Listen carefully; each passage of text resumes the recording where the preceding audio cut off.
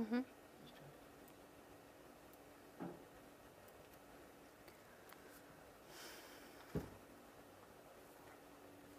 Everyone, how are you guys? कैसे हैं आप सभी? Good evening to everyone.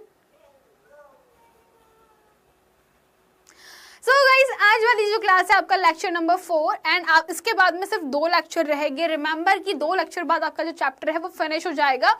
And इस टॉपिक के अंदर आज हम जो क्वेश्चंस करने वाले हैं ये आपके एग्जाम के फेवरेट है। चाहे आप किसी भी बोर्ड से बिलोंग करते हो, आप यूपी के हो, राजस्थान के हो, आप हरियाणा से बिलोंग कर रहे हो, आप एमपी से हो, छत्तीसगढ़ से हो, झारखंड से हो, पता नहीं जहाँ जिस भी हिंदुस्तान में बेटा हिंदी माध्यम के आप विद्यार्थी है तो बहुत सही जगह पर है। और आज की क्लास आपके लिए बहुत प्यारी है क्योंकि आज जो पढ़ाया जाने वाला है वहां से इस चैप्टर के काफी सारे प्रश्न बनते हैं और इसके बाद वाला लेक्चर यानी आज का और जो नेक्स्ट लेक्चर है वो बहुत इंपॉर्टेंट लेक्चर है जहां से काफी सारे क्वेश्चंस बनते हैं।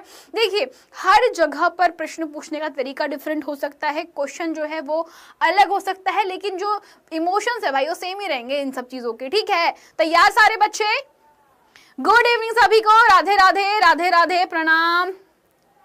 तो कैसा बा सारे बच्चे? राम राम जी सभी को।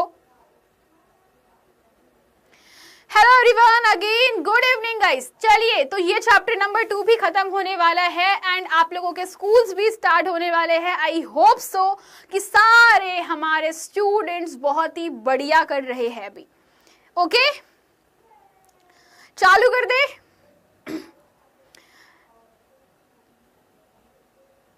ओके, राम राम सा सबको, जय श्री राम, जय श्री राम, जय श्री राम। आपको अगर कोई भी डाउट है अब तक के क्लासेस के अंदर बच्चा जो हमने पढ़ा है तो आप लोग कमेंट सेक्शन में फटाफट से बता दीजिए। आज टाइम खराब नहीं करेंगे, बहुत सारी चीजें हमें सीखनी है।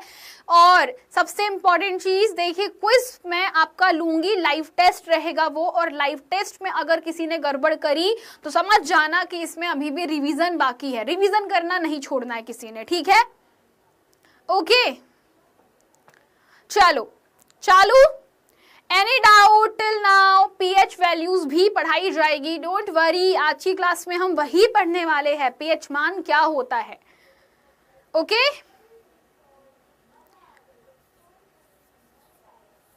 बहुत बढ़िया भाई, क्या बात है, कोई डाउट नहीं, पक्का सब बढ़िया है सबका। एसिड की क्वालिटीज क्या होती है? चैप्टर नंबर 1 का चैप्टर नंबर 2 का पहला लेक्चर हम लोगों ने सीखा था। वन शॉट भी मैंने प्रॉमिस किया था, वन शॉट आपका आ जाएगा एग्जाम के पहले, मैं ड्रॉप कर दूंगी, है ना। तो पहला एग्जाम आप लोगों का लगभग सितंबर में आएगा, उसके पहले बेटा चैप्टर 1 और 2 के वन शॉट्स आपको मिल जाएंगे। ये मेरा प्रॉमिस है, मैं दे दूंगी आपको, ठीक है। पीडीएफ अभी नहीं मिलेगा, मैंने कहा था पीडीएफ के लिए कुछ टाइम आप लोगों को लगेगा थोड़ा सा। ओके, जय श्री राम बेटा, राधे कृष्णा, बहुत बढ़िया, वाह भी वाह, सारे बच्चे आ चुके। Ma'am I am a failure. देखो, एक बच्चा यहाँ पर परेशान हो रहा है and he is saying I am a failure. बेटा फेलियर कोई नहीं होता। सबसे इम्पोर्टेंट चीज है कि आप अभी अपनी उम्र की, मेरे ख्याल से 13-14 साल के हो गए है ना, तो 14 ईयर अप्रोक्सीमेट आपकी एज होगी, अभी 14 साल के लगभग आप लोगों की उम्र होगी। तो 14 साल की उम्र में आप अपने आप को कैसे जज कर रहे हो कि आप फेलियर हो या बहुत अच्छा काम कर दिए? आपके लिए सक्सेस क्या है?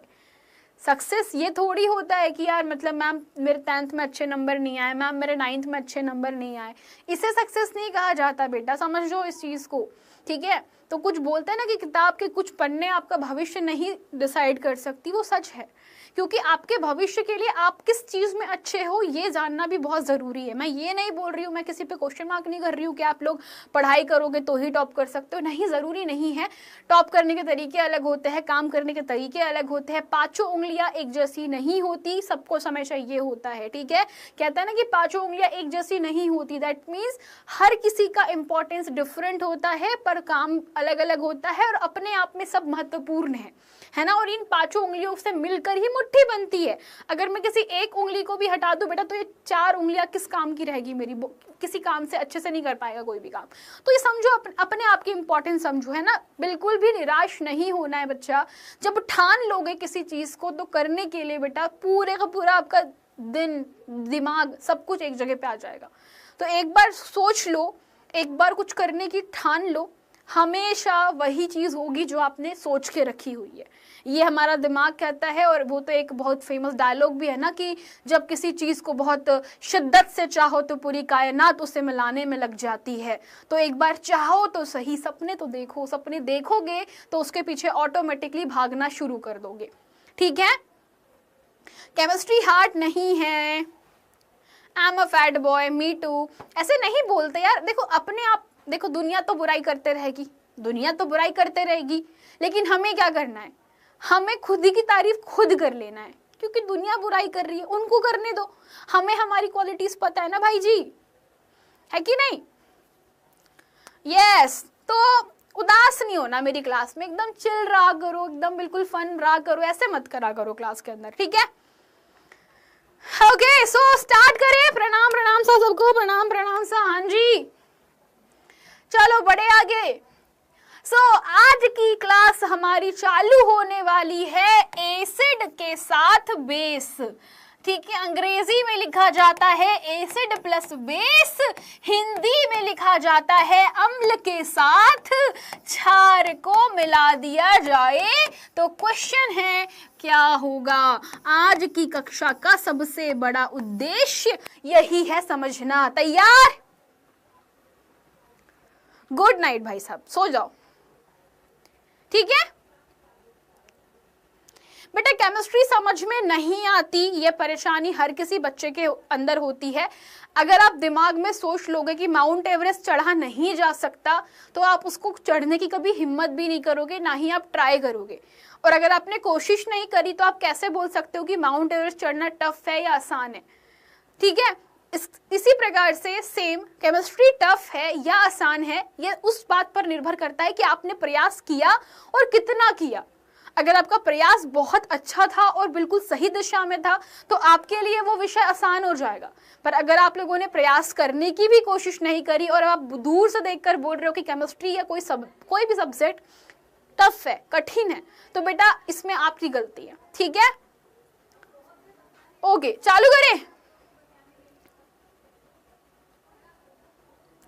डर सबको लगता है, चलो यार बहुत बातें कर ली, चालू करें क्लास को। गुड।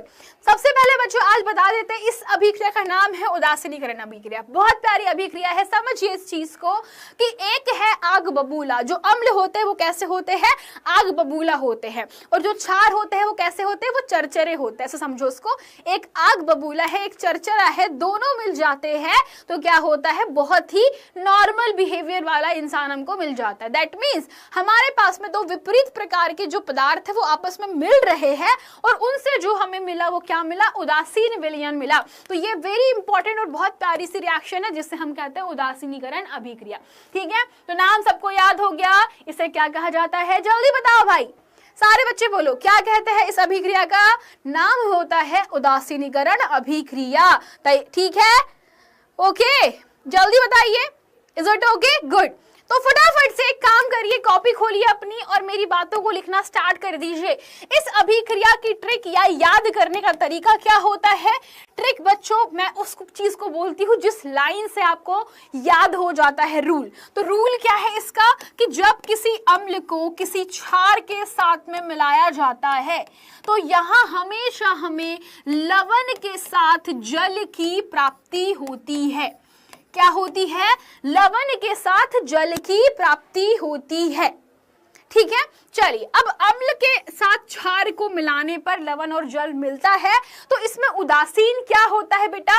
अब आप समझिएगा कि इसे हम कहते हैं उदासीन विलयन। इसे क्या कहा जाता है? उदासीन विलयन कहा जाता है। ये उदासीन क्यों है भाई, कौन बताएगा?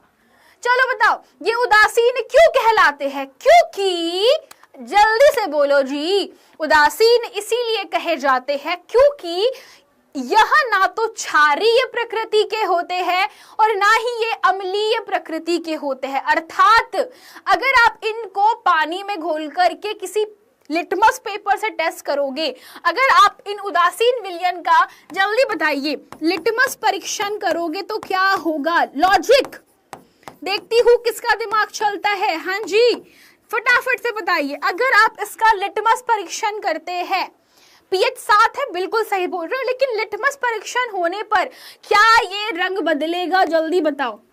चेंज होगा, नो चेंज होगा? बताओ यस और नो, चेंज और no change, quickly, no change और चेंज, क्विकली बताइए मुझे। चेंज होगा, नहीं होगा? क्या होगा इसका right answer? A B, change no change. क्या होगा? उदासीन बोले तो नो चेंज, तो हम बोलेंगे लिटमस परीक्षण पे no change in colour, no change होता है। कोई रंग बदलता है क्या? वेरी गुड, नहीं बदलता। इसे हम लोग क्या कहते हैं? उदासीन विलयन कहते हैं।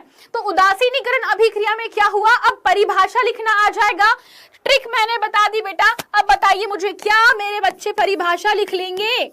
चलिए बताइए, क्या अगर आपसे उदासीनीकरण पूछा जाए तो परिभाषा लिख लोगे? लिख लोगे यस और नो? हाँ जी, जल्दी बताइए मुझे, क्या परिभाषा लिखी जा सकती है इस चीज की? ऑफ कोर्स, हमारे बच्चे होशियार हैं। सुभद्रा मैम की ट्रिक कहती है कि जो यहाँ लिखा है उसको शब्दों में लिख दीजिए। नहीं लिख पाएंगे? कैसे नहीं लिख पाओगे? तुम मेरी ट्रिक नहीं समझ पाते हो क्या? समझो ट्रिक, यहाँ पर जो लिखा हुआ है उसको शब्दों में लिख दो बच्चों, कि जब किसी अम्ल के साथ क्षार को मिलाया जाता है तो हमें उदासीन विलयन प्राप्त होता है, अर्थात लवण और जल की प्राप्ति होती है। लिख सकते हैं ना? लिख सकते हैं, सारे बच्चे लिख सकते हैं। Yes, good. नाउ एग्जाम्पल देखें इसके, उदाहरण देखें फटाफट से। चलिए बताइए मुझे, उदाहरण देखें इसके, यस और नो?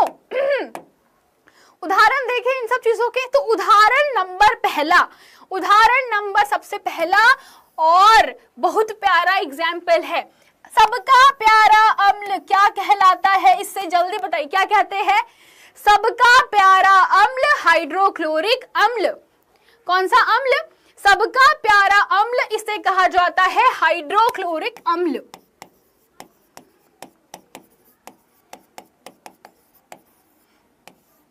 नाम क्या है इसका? हाइड्रोक्लोरिक अम्ल, या बच्चों कहीं कहीं पर नमकाम्ल भी के नाम से जानते हैं, नमकाम्ल। ठीक है, तो नाम याद रखिएगा, हाइड्रोक्लोरिक अम्ल या नमकाम्ल एक ही चीज होती है। को किसी क्षार, इसे कहा जाता है सोडियम हाइड्रोक्साइड।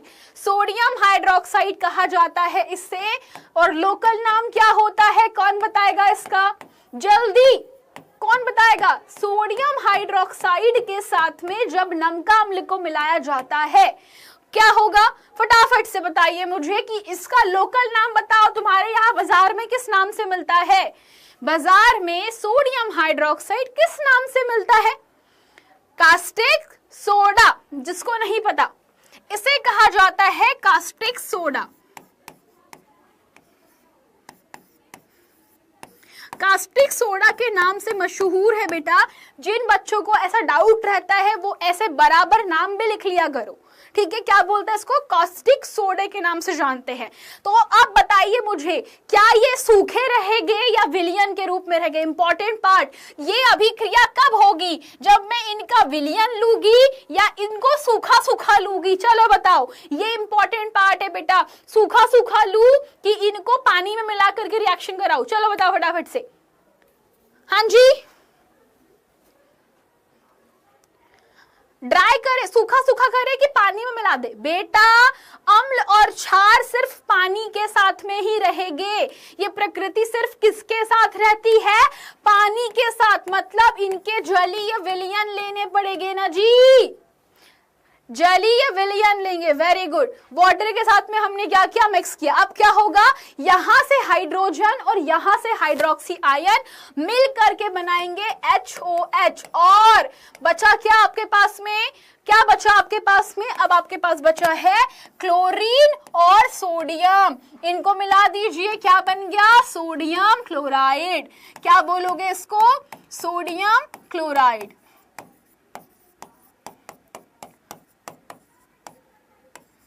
ठीक है, गुड। इसको हम लिख सकते हैं H2O यानी कि जल। हो गया? आसान था? बहुत कठिन था क्या? चलो बताओ, कठिन था? नहीं था। तो नमक की प्राप्ति के लिए अगर मैं आपसे एक समीकरण पूछूं तो क्या ये लिख सकते हैं? अगर मान लो मैं पेपर सेट करूं, है ना, मैं पेपर सेट करूं और मैंने क्वेश्चन पूछ लिया कि नमक को बनाने की एक विधि लिखो। ठीक है बेटा, सुनना मेरी बात, सारे बच्चे बहुत सही बेटा, जब अम्ल को क्षार में मिला, अम्ल की क्षार के साथ अभिक्रिया करवाई जाती है, ऐसा लिखिएगा। ठीक है, हाँ जी, क्विकली बताइए, क्वेश्चन पूछ रहे हैं नमक को बनाने की विधि लिखिए। तो एक ये लिख सकते सारे बच्चे, प्रयोगशाला में बनाने की विधि, हो गई ना, बहुत बढ़िया। दूसरा उदाहरण बच्चों, सारे बच्चे देखेंगे दूसरा उदाहरण। दूसरा उदाहरण क्या लिख सकते हो आप लोग? H2SO4 के साथ आपने अभिक्रिया करवाई किसी क्षार की, क्षार का नाम ले लिया मैंने कैल्शियम सल्फेट, कैल्शियम हाइड्रोक्साइड। क्या ये अभिक्रिया होगी? क्या ये अभिक्रिया होगी? और होगी तो कैसी होगी? कमेंट सेक्शन में सारे बच्चे इस अभिक्रिया को करके बताएंगे। कमेंट सेक्शन में सारे बच्चे इस अभिक्रिया को करके बताएंगे कि इसके क्रियाफल क्या क्या बनेंगे। ठीक है, इसके क्रियाफलों के नाम बच्चे कमेंट सेक्शन में बताएंगे। ठीक है, ये आपका होमवर्क है, मैं नहीं बताऊंगी। ठीक है, चलो अब बच्चों आपको बता देती हूं कि जैसे हमारे पास में क्या होता है कि अम्ल और क्षार को मिलाए जाते हैं तो हमें क्या मिलते हैं? लवणों की प्राप्ति होती है। तो जो लवण होते हैं, लवण भी अलग अलग प्रकार के होते हैं। तो जब हम लोग लवण पढ़ेंगे, अभी लवण हम लोग को बहुत सारा लवण पढ़ना है, तो आगे लवण पढ़ेंगे तब उसके बारे में बात करेंगे। तो बिफोर दैट हम लोग एक छोटी सी चीज समझते हैं कि लवण भी अलग अलग होते हैं। लवण भी कैसे होते हैं? अलग अलग प्रकार के होते हैं। तो एक होते हैं आपके पास में बच्चा अम्लीय लवण, दूसरे होते हैं क्षारीय लवण, तीसरे होते हैं आपके पास में बच्चा उदासीन लवण। उदासीन लवण हम पढ़ चुके हैं। ठीक है, उदासीन लवण हम लोग पढ़ चुके हैं। जो हमें पढ़ना है, जो हमें सीखना है, वो क्या है? वो है हमारे दुर्बल क्षार प्रबल अम्ल के साथ मिलकर के हमें मिलते हैं अम्लीय लवण। सुनना, अम्लीय लवण क्या होते हैं? ये वे लवण होते हैं जिनकी प्रकृति कैसी होती है? अम्लीय होती है। हाँ जी, अम्लीय प्रकृति वाले लवण भी प्राप्त होते हैं। अम्लीय प्रकृति वाले लवण भी होते हैं, जैसे कि जब दुर्बल अम्ल और प्रबल क्षार यहाँ पर लिखा हुआ है, सो बेसिकली नथिंग, बट आप इसको यहाँ पे लिखेगा कि जब आपके पास में, इसको प्रबल कर दीजिए। ठीक है, तो प्रबल अम्ल और जब दुर्बल क्षार एक दूसरे से अभिक्रिया करते हैं तो क्षारीय उल्टा पुल्टा लिखा हुआ है, सब लोग समझिएगा इस चीज को। ठीक है, ये उल्टी पुल्टी परिभाषा लिखी हुई है, आप लोग समझदार हो, उसको कर लीजिएगा। समझाती हूं मैं कैसे। तो बच्चों आपको मिलने वाले हैं लवण। सबसे पहले बात करते हैं अम्लीय लवण की। ठीक है, उदासीन लवण हम लोगों ने बात कर ली है, अब हम बात करते हैं किसकी? अम्लीय लवणों की। सारे बच्चे ध्यान से सुनना, मुझे बताइए, जब आपके पास में कोई प्रबल लवण, प्रबल अम्ल की अभिक्रिया किसी कमजोर क्षार के साथ में करवाई जाती है। कमजोर क्षार क्या होते हैं? कमजोर क्षार जो कि बहुत ज्यादा क्षारीय नहीं होते हैं, इनका पीएच वेरी करता है। ऑफ कोर्स मैं पीएच वैल्यू के साथ में इनको एक्सप्लेन करूंगी आगे, पर अभी बस समझ लीजिएगा कि प्रबल अम्ल और दुर्बल क्षार को जब मिलाया जाता है आपस में, तब हमें क्या मिलते हैं? हमें अम्लीय लवणों की प्राप्ति होती है। ये क्यों पढ़ा रही हूं मैं? ये बहुत छोटा सा टॉपिक है आपकी किताब के, आपकी किताब में इतना सा टॉपिक है, बट कई बार क्या होता है बेटा, आपसे एमसीक्यू क्वेश्चन पूछते हैं, बहुविकल्पीय प्रश्न पूछे जाते हैं। बहुविकल्पीय प्रश्नों में अक्सर ऐसे प्रश्न आते हैं जहां पर आप लोगों को क्वेश्चन में अम्लीय लवण पहचानिए, आपको क्षारीय लवण की पहचान करो, ऐसे क्वेश्चन आ जाते हैं, तब आपको तैयार रहना है इनके साथ में। ठीक है, तो ये हिंट है, आपको बता देती हूं। फिर आते हैं बच्चा आपके पास में दूसरे प्रकार के, जिन्हें हम कहते हैं क्षारीय लवण। क्षारीय लवण में क्या होगा? क्षारीय लवण के अंदर आपके जो भी प्रबल क्षार होते हैं उनके साथ में हम दुर्बल अम्लों की अभिक्रिया करवाते हैं, तब हमें क्षारीय लवणों की प्राप्ति होती है। ठीक है, चलो अभी आगे समझेंगे, जब पीएच मान समझेंगे ना तो पीएच मान अच्छे से समझेंगे इसको। चलो तो पहले पीएच मान अंडरस्टैंड करते, वापस से फिर यहाँ पर आते हैं और फिर हम लोग लवण के ऊपर पढ़ेंगे ना, लवण परिवार पढ़ेंगे। चलो तैयार सारे बच्चे? इसके आगे बच्चे हम लोग पीएच के ऊपर बात करते हैं, फिर वापस से इनके पास में आएंगे कि ये क्या होते। तैयार? ठीक है, चलो तो अब मैंने बोला आप लोगों को हमको क्या पढ़ना है, हमको अम्लीय लवण और क्षारीय लवण के बारे में पढ़ना है। अब सुभद्रा मैम ने इतनी सारी चीजें बताई पर कुछ कुछ चीजें समझ में नहीं आ रही। मैम आप किसको प्रबल अम्ल बोल रहे हो और किसको दुर्बल क्षार बोल रहे हो, हमारे तो समझ के बाहर है। तो कितने बच्चों के समझ के बाहर है कि मैम प्रबल अम्ल और दुर्बल अम्ल क्या होते हैं, मैम प्रबल क्षार दुर्बल क्षार क्या होते हैं। तो कितने विद्यार्थी है जो कि अभी भी डिलेमा में चल रहे, चलो बताओ डिलेमा वाले लोग पहले फटाफट से। है कोई बच्चा हमारे पास में, है हमारे पास में बहुत सारे बच्चे हैं, यस। तो चलो फटाफट से समझते हैं पीएच मान और फिर वापस से हम इसी टॉपिक पर आते हैं। बेटा बहुत प्यारा टॉपिक है, तो ये जो वापस से 5 मिनट है मैं रिपीट करने वाली हूं, तैयार, गुड। तो फिर स्टार्ट करते हैं बच्चा आपके पास में सबसे पहले किससे, पीएच वैल्यूज के साथ में। सबसे पहले बच्चा हम लोग बात करने वाले हैं किसकी, पीएच मान की बात करेंगे। तो पीएच मान क्या होते हैं, चलिए जान लेते हैं। पीएच मान बेसिकली किसी भी विलयन के अंदर हाइड्रोजन आयन की शक्ति को दर्शाते हैं। किसे दर्शाते हैं, हाइड्रोजन आयन की शक्ति को दर्शाते हैं। मतलब P फॉर क्या होता है इसको समझो, P फॉर पुसांस, पोटेंस भी बोलते हैं, P फॉर पुसांस। अभी पुसांस क्या है मैडम, ये कौन सी भाषा पढ़ा रहे हो तुम, कुछ भी बताते हो मैडम, पुसांस क्या है। अरे भाई थमा थमा थमा थमा रुका रुका, तो भाई पुसांस मतलब होता है पावर, अंग्रेजी में कहा जाता है पावर। पावर बोले तो जल्दी बताओ, हिंदी में बताओ, अनुवाद करो। पावर बोले तो हम कहते हैं इसे शक्ति, किसकी, दुर्गा माता की, नहीं भाई, शक्ति। शक्ति किसकी, शक्ति H की। H कौन है बेटा, H stands for hydrogen ion, H stands for hydrogen ion. तो हाइड्रोजन आयन की शक्ति बताते हैं आपके पीएच मान। इसका मतलब क्या है, इसका मतलब क्या है, तो इसका तात्पर्य यह है कि अम्ल और क्षार के अंदर हाइड्रोजन आयनों की सांद्रता और हाइड्रोक्सी आयनों की सांद्रता डिसाइड करती है कि कौन अम्ल प्रबल है, कौन सा अम्ल दुर्बल है, कौन सा क्षार प्रबल है, कौन सा क्षार दुर्बल है। समझ में आया, समझ में आया। मतलब कि हाइड्रोजन आयन और हाइड्रोक्सी आयन कितने पावरफुल कंडीशन में है। मान लीजिए मेरे पास में एक बर्तन है और ये बर्तन के अंदर मेरे क्या बोल रखा है, बहुत सारे हाइड्रोजन आयन है। समझना, मैंने कहा इस बर्तन में बहुत सारे हाइड्रोजन आयन है। तो यहाँ पे किसकी अधिकता ज्यादा है बेटा, कौन ज्यादा है यहाँ पर, हाइड्रोजन आयन। और एक बर्तन है जिसमें जलीय विलयन के अंदर सिर्फ हाइड्रोक्सी आयन पाए जाते हैं। कौन से आयन पाए जाते हैं, सिर्फ हाइड्रोक्सी आयन पाए जाते हैं। समझो इस चीज को। तो जहां जहां आपको हाइड्रोक्सी आयन दिखाई पड़ रहे हैं तो यहाँ पे हाइड्रोक्सी आयन ज्यादा है, ठीक है। यहाँ पे कौन ज्यादा है, हाइड्रोक्सी आयन ज्यादा है। यहाँ पे कौन से आयन ज्यादा है, हाइड्रोजन आयन ज्यादा है। तो बेटा इस आधार पर क्या किया गया, एक स्केल बनाया गया। इस आधार पर क्या किया गया, एक स्केल बनाया गया, ठीक है बेटा। OH धनात्मक नहीं होता, ऋणात्मक आयन होता है, ठीक है। हाइड्रोक्सी ऋणात्मक होते हैं, हाइड्रोजन धनात्मक आयन होते हैं। तो इतनी कहानी क्लियर सबको कि एक में होते हैं प्लस हाइड्रोजन प्लस आयन, एक में होते हैं हाइड्रोक्सी ऋण आयन। तो क्या इसमें हाइड्रोजन आयन नहीं होते, होते हैं जी, इसमें भी हाइड्रोजन आयन होते हैं पर बहुत कम कम होते हैं। ऐसा एक हाइड्रोजन आयन होगा यहाँ पे कहीं, यहाँ पे भी हाइड्रोक्सी आयन कोई एक हाथ होगा, ऐसा एक हाथ होगा, कोई पड़ा होगा कहीं पे, है ना। तो यहाँ पे कहीं एक हाइड्रोक्सी आयन पड़ा होगा।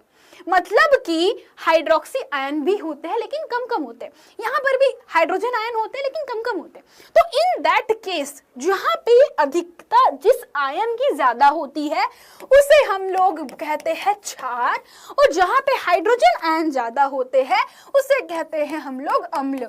अब समझ में आया, अब समझ में आया। तो ये सबसे पहली परिभाषा हमने सीखी थी, उसी के आधार पर पीएच स्केल को बनाया गया जो हमें इनके अणुओं की शक्ति बताता है। तो कितने अणु पाए जाते हैं, ये एक लॉगरिथम स्केल होती है। आपको अभी लॉग क्लास 10th में नहीं पढ़ाया गया। मैथ्स आती है सबको, मैथ्स में लॉग पढ़ा है किसी ने, लॉग पढ़ा है क्या? मेरे ख्याल से लॉग नहीं है ना आप लोगों को, लॉग नहीं है ना आपकी मैथ की किताब में, वरना मैं बताती आपको। बताइए लॉग है, लॉग है कि नहीं है, मुझे बस कंफर्म कर दो। अगर नहीं है तो छोड़ो, फिर हम लोग उसको नहीं दिमाग खराब करेंगे।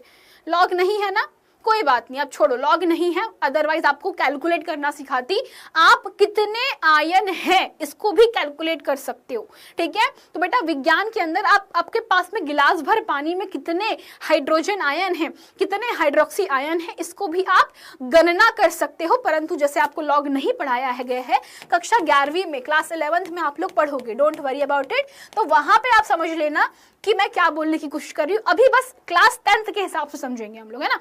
तो क्लास 10th के हिसाब से क्या बोला मैंने कि आपका किसी विलयन में उपस्थित हाइड्रोजन आयन की सांद्रता कितने प्रति एकांक द्रव्यमान में कितने पर मतलब कण हैं हाइड्रोजन के, ठीक है, उनके लिए एक स्केल विकसित किया गया जिसे पीएच स्केल कहा जाता है, जिसमें पी बताता है पुषांश, इसको पोटेंस लिखते हैं पर पुषांश बोलते हैं, जो एक जर्मन शब्द है, इसका मतलब होता है शक्ति। इस स्केल से सामान्यतः शून्य जो है, तो ये स्केल होती है बेटा 0 से लेकर 14 के बीच में। कहां से कहां तक होती है? यह स्केल होती है 0 से लेकर के 14 के बीच में, समझिएगा, ठीक है। तो 0 से 14 के बीच में ये स्केल होती है। तो इस स्केल के बीचों बीच एक नंबर होता है 7 नंबर, ठीक है। इस स्केल के मध्य में पाया जाता है 7 नंबर। तो अब समझिएगा सारे बच्चे, तो इसके मध्य को हम लोग मानते हैं हमारा निर्देशांक बिंदु, समझते हैं निर्देशांक। निर्देशांक पद्धति में 0 के धर पॉजिटिव वैल्यूज, 0 के धर नेगेटिव वैल्यूज, याद है मैथमेटिक्स। तो वैसा इधर भी होता है, ये स्केल भी वैसी है। क्या करना है आप लोगों को, यहाँ पे इस तरफ जाना है। अगर आप 7 से कम नंबर पर जाओगे, यानी कि 6, 5, 4, 3, 2, 1, 0, तो इस तरफ आपको मिलने वाले हैं अम्ल। इस तरफ क्या मिलेंगे आपको? अम्ल मिलेंगे। अगर आप 7 से बड़े नंबर पर जाओगे, जैसे कि 8, 9, 10, 11, 12, 13 और 14, तो जब आप 7 से बड़े नंबर्स पर जाओगे तो आपको क्या मिलेंगे? क्षार मिलेंगे। तो मैडम जी ये प्रबल अम्ल प्रबल क्षार क्या होता है? तो बच्चों आप समझिएगा, जिसका मान शून्य के आसपास होता है, जिस अम्ल का पीएच मान शून्य के आसपास होता है, उन्हें हम प्रबल अम्ल कहते हैं। क्या कहते हैं? प्रबल अम्ल कहते हैं। एग्जाम्पल देती हूं बेटा, एग्जाम्पल के लिए हाइड्रोक्लोरिक अम्ल सांद्र, H2SO4 सांद्र, ठीक है। तो सांद्र H2SO4 और HCl का जो pH मान है वो 0 होता है। तो बेटा इसे हम लोग कहते हैं कि ये प्रबल अम्ल है। फिर दुर्बल अम्ल क्या होते हैं? ठीक है, फिर दुर्बल अम्ल क्या होता है? जो हम लोग खाने में क्षार अम्ल खाते हैं, जो हम लोग भोजन करते हैं, तो भोजन में भी हम लोग कुछ अम्लों का प्रयोग करते हैं, जैसे कि टमाटर खाते हैं, कच्ची कैरी खाते हैं, हम लोग नींबू खाते हैं, संतरा खाते हैं, इनमें भी अम्ल पाया जाता है। लेकिन इन अम्लों का जो पीएच मान होता है वो अधिक होता है, अर्थात यह दुर्बल अम्ल के कैटेगरी में आते हैं। अगर आपसे कोई बोले कि मैंने आम खाया, तो आम में पाया जाने वाला अम्ल पीएच स्केल पर यहाँ कहीं पर बिलोंग करता है, यहाँ कहीं पर है, और यह बेटा क्षेत्र किसका है? दुर्बल अम्ल का क्षेत्र कहलाता है।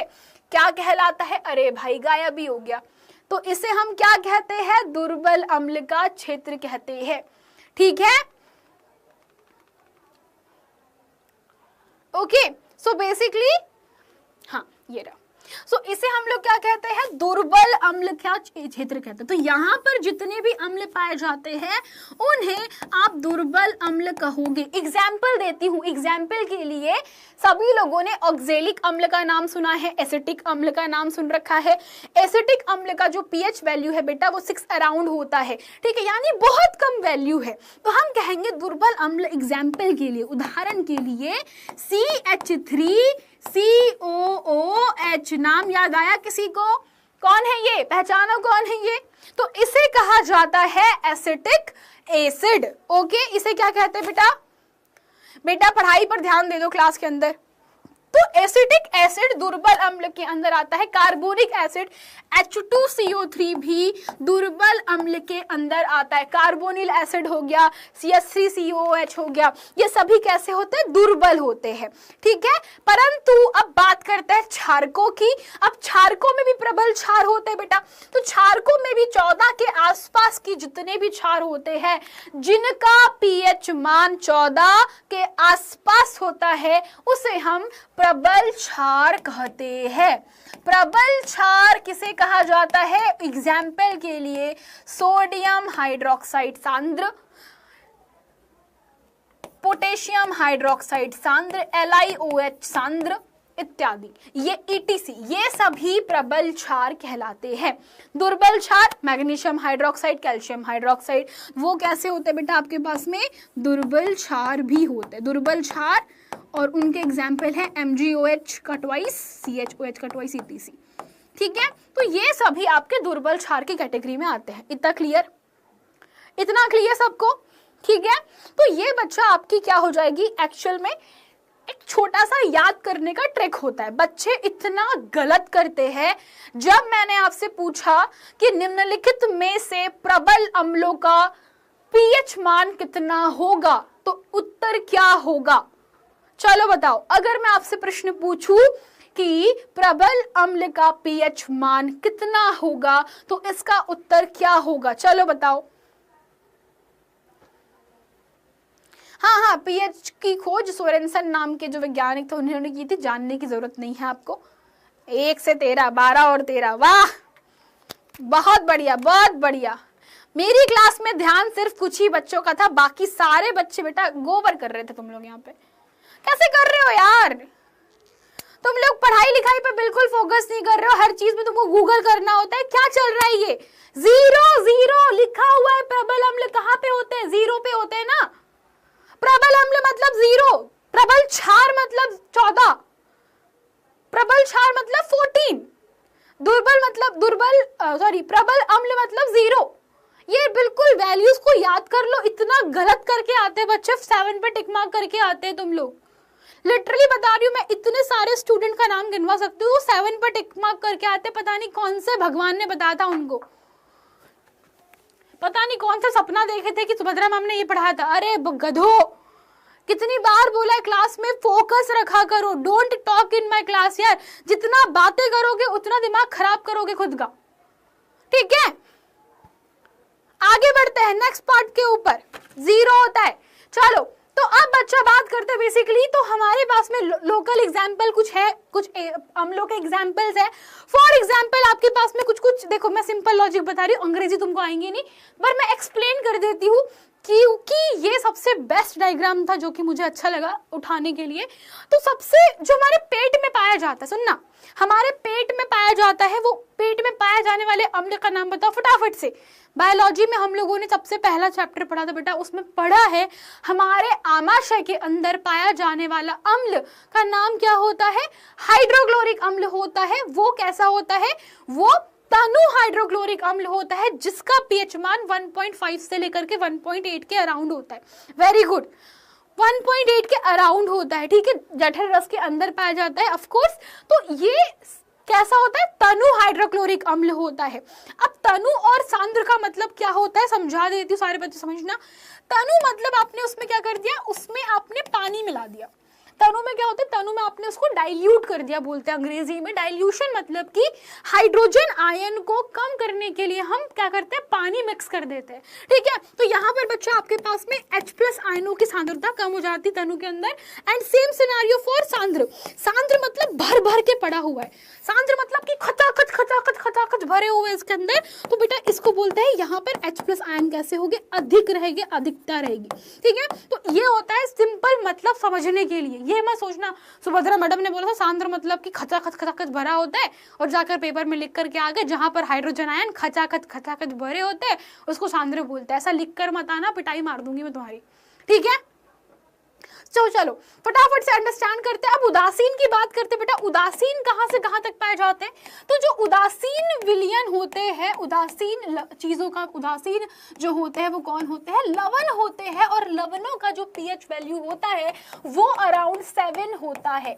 वो कितना होता है? 7 के आसपास होता है। 7 से ऊपर वाले क्षार, 7 से नीचे वाले अम्ल, 7 पर जो होते हैं उन्हें क्या कहा जाता है? उदासीन कहा जाता है। तो ऐसे याद रखिएगा। एक छोटा सा बच्चा आपको बता देती हूँ, यहाँ पर एक डायग्राम है पीएच स्केल का। तो ये पीएच स्केल पर आप लोग देख सकते हो, आपके पास में ये पीएच स्केल पर 0 से लेकर के 14 तक के मार्किंग की गई है। यहाँ पर कुछ कुछ वैल्यूज लिखी गई है। फॉर एग्जाम्पल, हमारे दैनिक जीवन में पीएच का महत्व क्या होता है? बहुत सिंपल क्वेश्चन है, हमारे दैनिक जीवन में ये क्या काम आता है मैडम? ठीक है, तो बताइएगा मुझे कोई, मुझे बताइए हमारे दैनिक जीवन में पीएच का महत्व। ये बहुत प्यारी चीज आपसे पूछ रही हूं, ये एग्जाम का one of the most important question है जो कि टिप्पणी लिखने के लिए आता है। ठीक है, टिप्पणी के अंदर इसमें क्वेश्चन आता है तो आपको बताना पड़ेगा। तो बच्चों बताइए मुझे, क्या आपको लगता है कि ये मैडम जो केमिकल्स आप लोग बात कर रही हो, H2SO और फलाना ढिकाना, हमारे क्या डेली लाइफ में यूज करते हैं हम इसको? बिल्कुल करते हैं। हमारी रेगुलर लाइफ में बच्चों मैं आपको 101 एग्जाम्पल दिखा सकती हूँ जहां पर आप देखोगे कि यार एसिड बेस का नॉर्मलाइज होना कितना जरूरी होता है। फॉर एग्जाम्पल, सबसे बेटर एग्जाम्पल बताती हूँ, शादी में, अभी शादी का सीजन आ रहा है वापस से, ठीक है, शादी में हम भर भर के खाना खाते हैं ना सब लोग। शादी में क्या होता है? गुलाब जामुन भी खाना है, चाउमीन दिख गई वो भी खाओगे तुम लोग, डोसा बन रहा है मैडम कभी कभी तो मिलता है उसको भी खाना ही है। ठीक है, तुमको वहाँ पे पानी पूरी मिल रही है वो भी खाओगे तुम लोग को पनीर भी खाने हैं, तुमको पराठे भी खाने हैं, सब खाना है तुमको। शादी में क्या करते हो? इकट्ठा खाना खा लेते हो। और तुम्हारा जो पेट है वो क्या करता है? जैसे ही तुम बाइट डालते हो एसिड रिलीज करता है। बाइट डाला, उसने एसिड रिलीज करा, तो क्या होता है? वो काफी ज्यादा एसिड रिलीज कर देता है जिसके कारण तुम्हारे पेट में तुम्हें जलन महसूस होती है। तो जब भी आप लोग जलन महसूस कर रहे होते हो और फिर आपको आती है खट्टी खट्टी डकारें, ठीक है, तो वो खट्टी डकारें क्यों आ रही होती है? क्योंकि आपके पेट में एसिड बहुत ज्यादा हो जाता है। और आपको बता दूं, आप बोल रहे होगे मैडम एसिड ज्यादा होने से क्या होता है? कुछ भी नहीं होगा।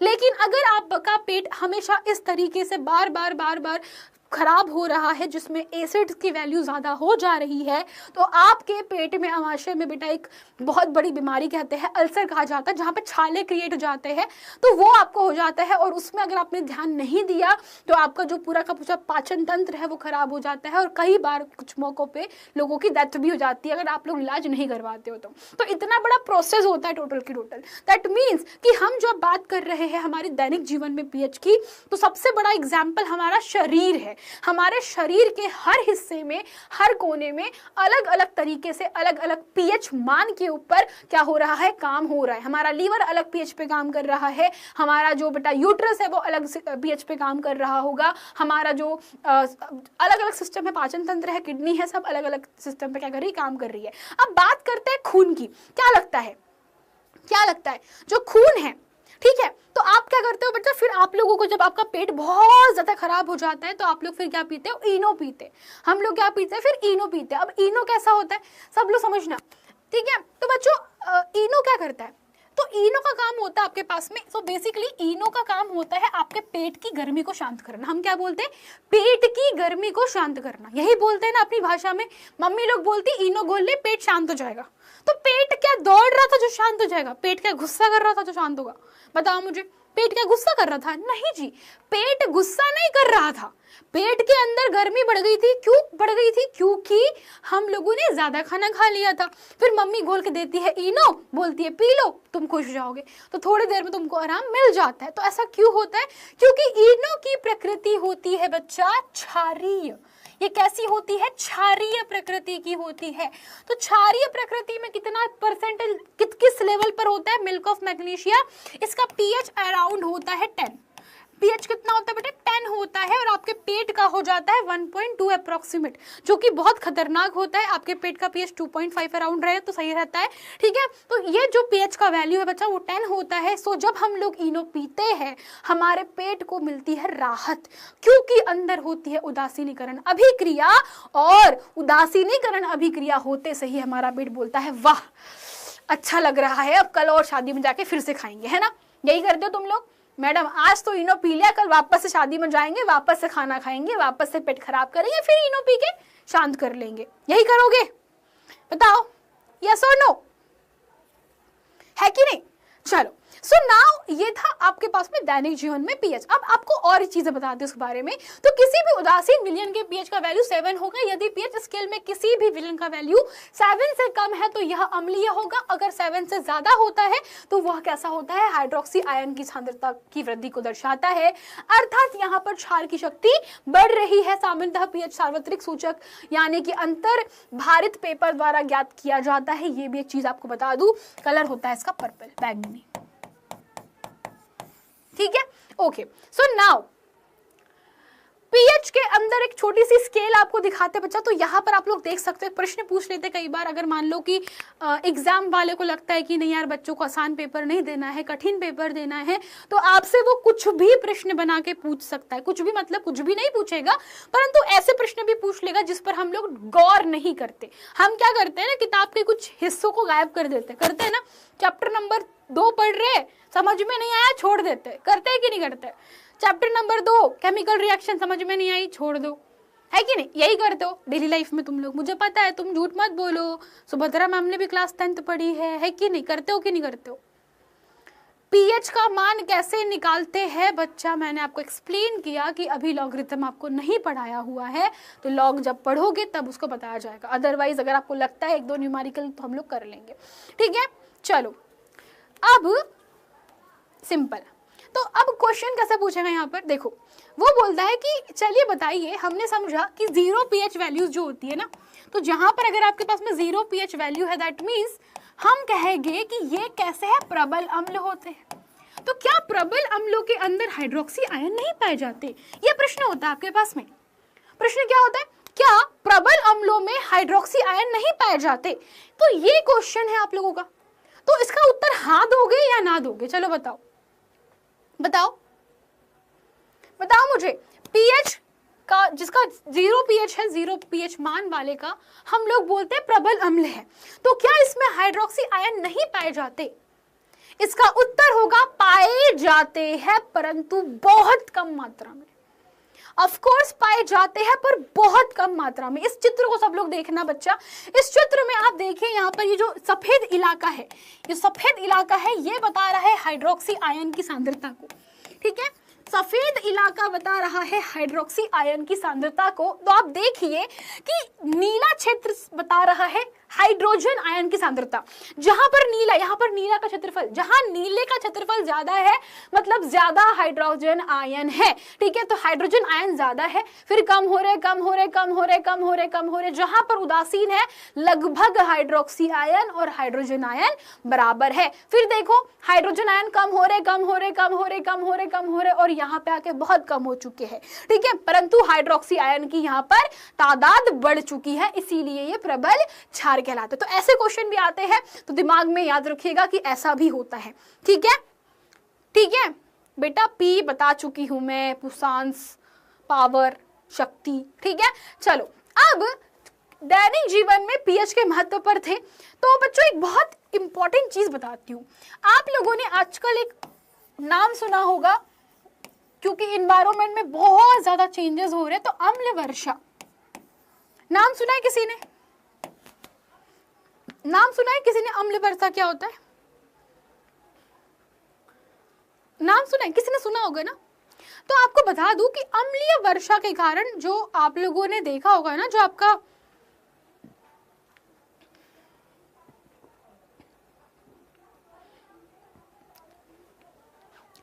अम्ल वर्षा में जो ताजमहल का रंग है बेटा वो उड़ते जा रहा है। आप लोगों को बता दूं मैं, ताजमहल पहले किस रंग का था? ताजमहल पहले सफेद संगमरमर का सफेद सफेद दिखाई पड़ता था, लेकिन आगरा एक इंडस्ट्रियल इलाके के पास में आता है, मतलब दिल्ली आगरा जो है बिल्कुल आसपास में, तो यहाँ पे पोल्यूशन लेवल बहुत ज़्यादा है। दैट मीन्स एटमॉस्फेयर में बहुत सारी हानिकारक गैस है, जैसे कि नाइट्रोजन डाइऑक्साइड, ठीक है। तो वायुमंडल में कौन सी गैस है बेटा? तो वायुमंडल के अंदर पाई जाती है कुछ गैसें हानिकारक, जैसे कि नाइट्रोजन डाइऑक्साइड, जैसे कि सल्फर डाइऑक्साइड, जैसे कि कार्बन डाइऑक्साइड। ये गैसें जल के साथ मिलकर के, किसके साथ मिलकर के? पानी के साथ मिलकर के क्या करती है? ये पानी के साथ मिलकर के बच्चा ये आपस में कनेक्ट होकर के बनाती है अम्ल। और कौन से अम्ल बनाती है बताओ तुमको? एक जो नाइट्रोजन डाइऑक्साइड है बेटा वो बनाएगा HNO3, जो सल्फर डाइऑक्साइड होता है वो बनाता है H2SO4, और ऑफ कोर्स जो कार्बन डाइऑक्साइड होता है वो बनाता है H2CO3। So understand the part कि यहाँ पर आपके पास में 3 डिफरेंट प्रकार के अम्ल बन रहे हैं सिर्फ कुछ गैसों के कारण।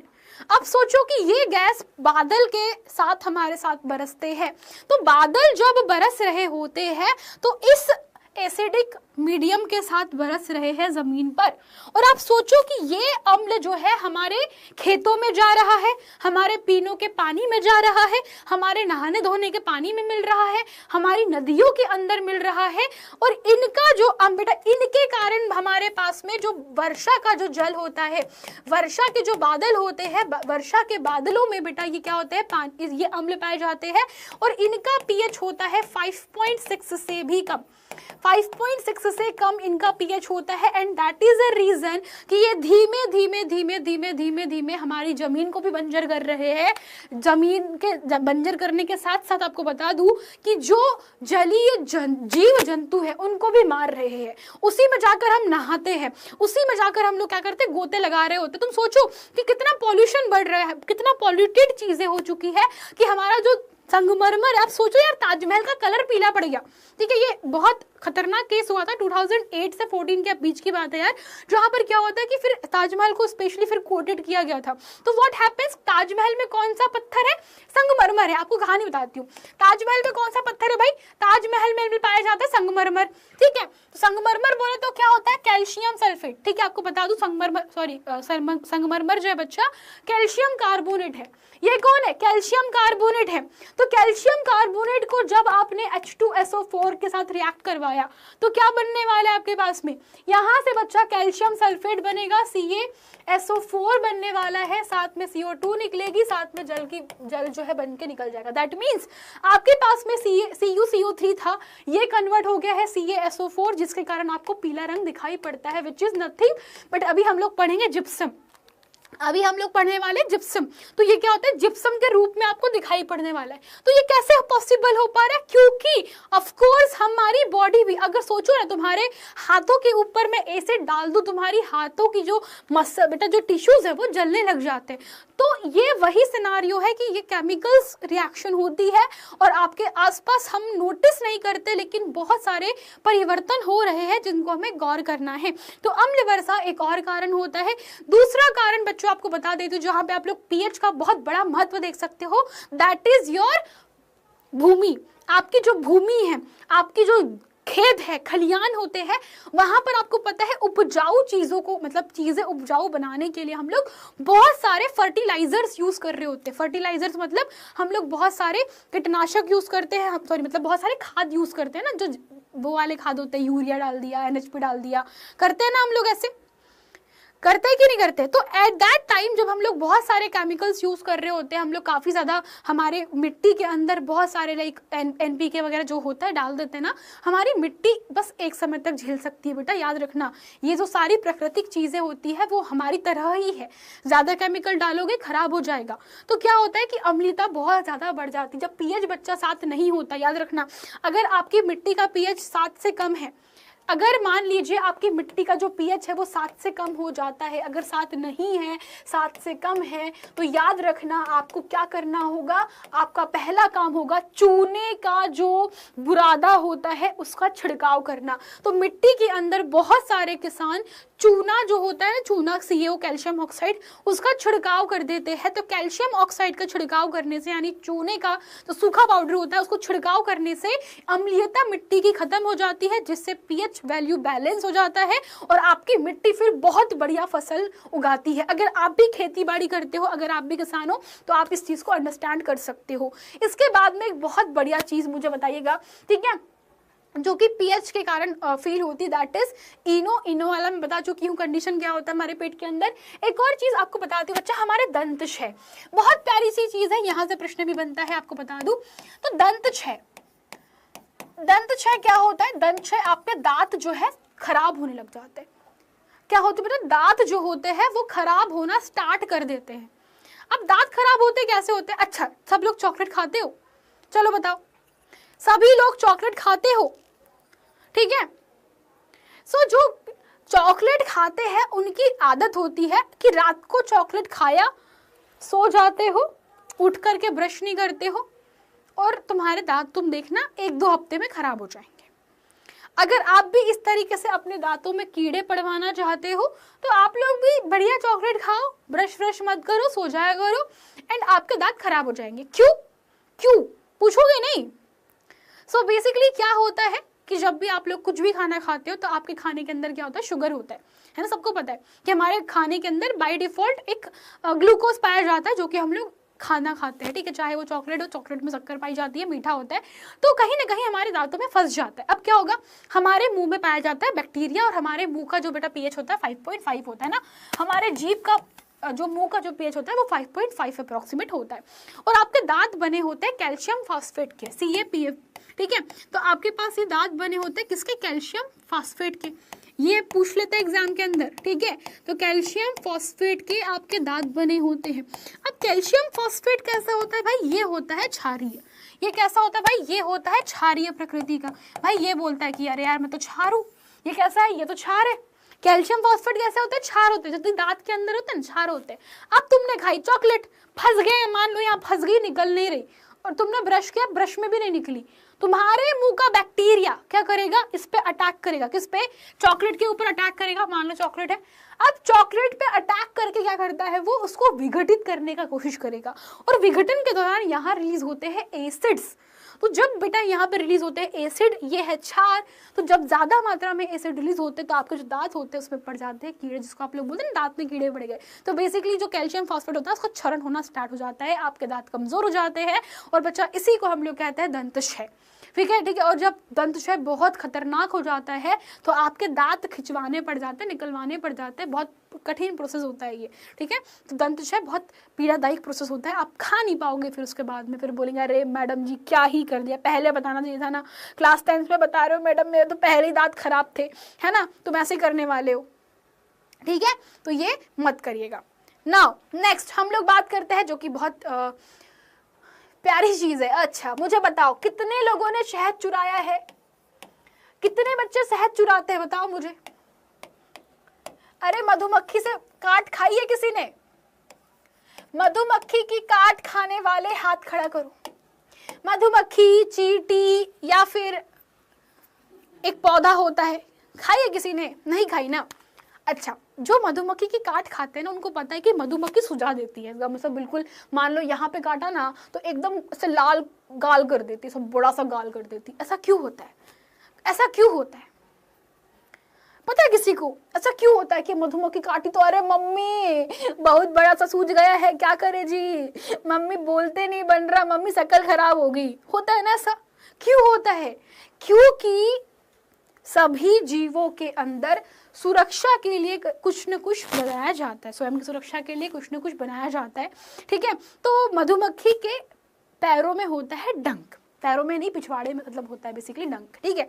तो वो डंक होता है, एंड वो डंक के अंदर पाया जाता है एक एसिड। उसमें क्या होता है? मधुमक्खी के डंक में पाया जाता है एसिड। अब वो डंक कहाँ होता है? यहाँ होता है, ये डंक होता है मधुमक्खी का, ठीक है। तो इसमें क्या होता है बेटा? इसमें पाया जाता है एसिड, और वो एसिड का नाम होता है फॉर्मिक अम्ल। क्या कहता है इसको? इसे कहा जाता है फॉर्मिक अम्ल, ठीक है। फॉर्मिक अम्ल का नाम चींटी के नाम पे बेसिकली लैटिन शब्द में चींटी को फॉर्मिका कहा जाता है। तो चींटी का डंक हो गया, मधुमक्खी का डंक हो गया, इवन सांप बिच्छू के जितने भी जहर होते हैं ना, तो जहर के अंदर क्या होता है, प्रॉपर्टी होती है जिसके अंदर एसिड ही होता है बेसिकली। तो क्या करता है ना कि जब आपके अंदर गया शरीर के अंदर, तो आपके शरीर का जो खून होता है, खून का पीएच 7.5 से लेकर 8 के बीच में रहता है। तो 7.5 आपके खून का पीएच, फॉर्मिक अम्ल 5.6 5.5 के अराउंड होता है, ठीक है। बहुत, ये तो अम्ल है भाई, इसका सूत्र होता है HCOOH, ठीक है, ये फॉर्मिक एसिड है। सो बच्चों अब बताओ, तुम्हारा खून का पीएच कुछ और, इस अम्ल का पीएच कुछ और, तुमको डस दिया भाई, तुमको डस दिया, यहाँ पे तुम्हारे क्या घुसाया, अम्ल घुसाया, तुम्हारे अंदर तुमको टॉर्चर किया जा रहा है इनको कटवा करके। अगर तुमको काट दिया मतलब ये तुमको टॉर्चर कर रही है। उतने जगह पर अम्ल घुस गया, और अम्ल बेटा ऑब्वियस ही बात है तुम्हारी स्किन के अंदर गया है, तो टिश्यूज में क्या होगा, वहां पे कुछ डैमेज हो जाता है, और वहां के आसपास के जो भी बेटा कोशिकाएं होती है वो फूल जाती है ना, फैल हो जाती है, ठीक है। तो यही रीजन होता है कि आपको बहुत तकलीफ होती है जब कोई भी डंक काटता है। तो उसका रीजन ही यही होता है कि हमारे पास में फॉर्मिक एसिड पाया जाता है डंक के अंदर। तो बचाव कैसे करोगे, तो बचाव करने के लिए घर वाले बोलते हैं चूना लगा लो, है ना। बचाव के लिए क्या कहते हैं, चूना लगा लो, चूना लगा लोगे ठीक हो जाएगा, बोलते हैं ना। तो चूना लगाने का, चूना घसने का हमें सलाह दी जाती है। चूना लगाने से जो पीएच वैल्यू है वहाँ का डिक्रीज हो जाता है, और हमारे जो हाथ है उनको बहुत रिलीफ मिलता है। मान लो मुझे यहाँ पे काटी तो मैं यहाँ पे चूना घस लूंगी, फटाफट तुरंत मुझे चूना घस लेना है, तो आपको जो जलन होती है वो काफ़ी कम हो जाएगी, ठीक है। तो इस तरीके से आप लोग बच सकते हो बहुत सारी चीज़ें बेटा जो हमारे डेली लाइफ में इंपॉर्टेंट होती है, ठीक है। इसके अलावा हमारे बेटा मैंने कहा था कि हमारे डेली लाइफ में बहुत सारे अम्ल होते हैं। सिरके में पाया जाता है एसिटिक अम्ल, संतरे में सिट्रिक एसिड पाया जाता है, इमली में टार्ट्रिक, टमाटर में ऑक्जेलिक एसिड पाया जाता है, ठीक है। दूध के अंदर लैक्टिक एसिड होता है, नींबू में सिट्रिक होता है, चींटी के डंक में क्या होता है, मेथेनोइक एसिड जिसको हम लोग फॉर्मिक अम्ल भी बोलते हैं, और नेटल का डंक जो कि प्लांट है इसमें भी क्या पाया जाता है, फॉर्मिक अम्ल पाया जाता है। तो ये था आपका पीएच और दैनिक जीवन में पीएच का महत्व, ठीक है। That's it for today। मिलते हैं हम लोग नेक्स्ट क्लास में जहाँ पे कुछ रिएक्शंस प्लस अम्ल परिवार के बारे में हम लोग कवर अप करेंगे, ओके ठीक है बेटा। आदर्श क्लास को वापस देख ले, तेरे को पता चल जाएगा, ठीक है। यहाँ तक की आज की क्लास थी। That's it for today। I hope आज की क्लास मजे आई होगी, and I know guys chapter number 2 बहुत ज़्यादा पढ़ लिया, मतलब आपको आपके स्कूल्स में नहीं हुआ शायद, है ना, हो गए मेरे ख्याल से आप लोगों के स्कूल में अभी चैप्टर नंबर 1 से शुरुआत कर रहे होंगे। तो I hope so chapter number 1 and 2 आप लोग अच्छे से पढ़ लो, एग्जाम के पहले पढ़ लो। मुझे पता है 4 ही चैप्टर होते हैं ना, हाफ ईयरली तक तुमको ये पढ़ाएंगे चैप्टर नंबर 3 और वार्षिक में पढ़ाएंगे चैप्टर नंबर 4। तो मुझे पता है बहुत टाइम है, बट हमें क्या करना है, हमें उनसे 4 कदम आगे चलना है ना। तो हमें क्या करना है, हमेशा आगे रहना है भाई। तो ऑब्वियस ही बात है, हम तो पहले पढ़ के फटाफट रिविजन क्वेश्चन सब कर लेंगे, और टॉप तो हमारे यहीं से निकलेगा भाई, है कि नहीं, टॉपर तो यहीं से निकलेगा भाई, है कि नहीं। चलो तो ये वाले कॉन्फिडेंस के साथ में बच्चा आज की क्लास को हम लोग यही समाप्त करते हैं। तब तक के लिए मिलेंगे, tata bye bye, see ya and take care guys, bye bye. ओ भाई पोटेशियम नहीं होता पी का मतलब पुसांस, पावर अंग्रेजी में बोलते हैं। क्या पढ़ रहे हो तुम लोग गधो, पूरी क्लास को रिपीट देखो, कैसे कर रहे हो यार, ओके तब तक के चलते हैं, bye bye, ta-ta, see and take care guys, thank you so much.